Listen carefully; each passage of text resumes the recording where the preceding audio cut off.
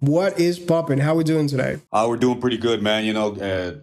Another day through the grace of God, my brother. What about yourself? Just best day ever, as always. I always say that. You know what? Your voice just right now reminded me of a very good friend of mine who lived his whole life in New York. I know that probably maybe you didn't mention it yesterday, but where in the states did you live in before? Like Well,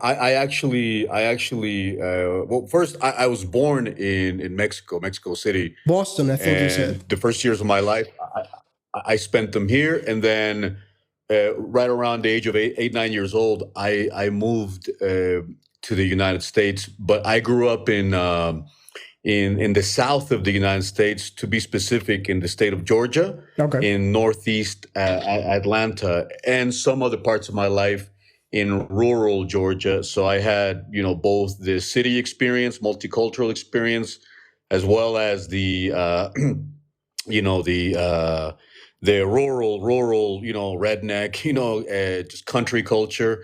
And then another part of my life, when I was going to college, I lived in Virginia, Okay.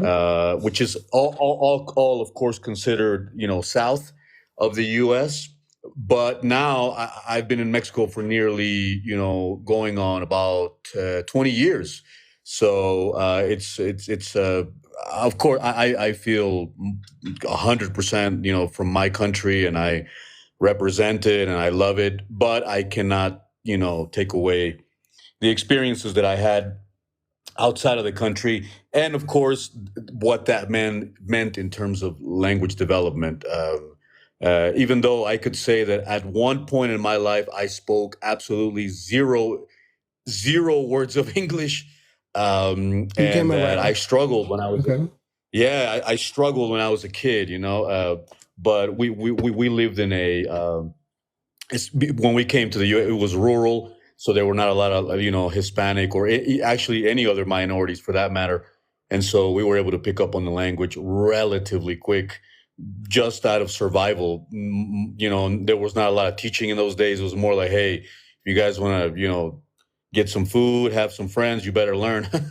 So, and of Right. course, being kids, you just absorb much more. But no, I have a lot of friends, and I actually have a sister that lives in New York. Mm. But and I have many good friends that are from New York. But no, my formation was in the south of the U.S., for sure, redneck, 100%.